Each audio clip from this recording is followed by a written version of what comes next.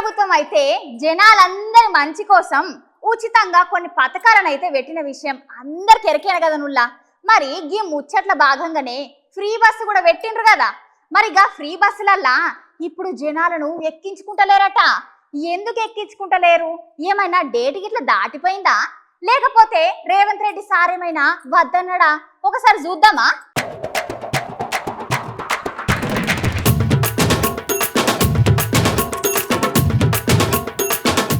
కాంగ్రెస్ ప్రభుత్వం అధికారంలోకి వచ్చినప్పటి నుంచి అందరు సుఖ సంతోషాలతో ఉన్నారు కదా అనుకున్న లోపే మళ్ళీ ఇప్పుడు ఈ ఫ్రీ బస్ ముచ్చట జనాలందరికీ షాక్ ఇచ్చిందనే చెప్పాలి. నేను మీకు ఇప్పుడు ఈ ముచ్చట ఎందుకు చెప్తున్నానంటే, జగిత్యాల జిల్లా వేములవాడ రాజన్నకు దేవునికి మొక్కలప్ప చెప్పడానికి ఒక కుటుంబం జగిత్యాల బస్ స్టాండ్ లా ఆర్టీసీ బస్ ఎక్కుతా అంటే ఆ బస్సులో ఉన్న మహిళా కండక్టర్ వాళ్ళ నిర్దాక్షిణ్యంగా దించింది. ఉచిత బస్సు లేదు ఏం లేదు, మీరు దిగుతారా నన్ను దించమంటారా అని వాళ్ళ మీద దౌర్జన్యం చేసింది.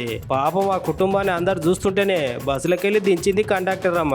ఆయన ఇంత సిద్ధరామావుల్లా ఉచిత బస్సులు పెట్టింది మీరే, మళ్ళా బస్సులు ఎక్కితే దించేది మీరే. మధ్యలో జనాలందరూ పిచ్చోళ్ళు అనుకుంటుర్రా?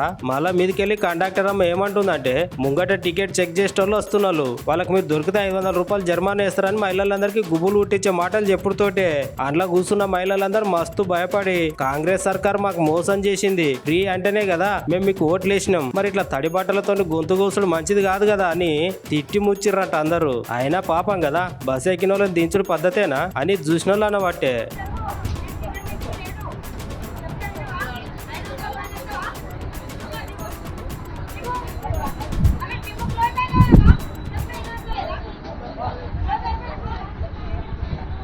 నీ అవన్నీ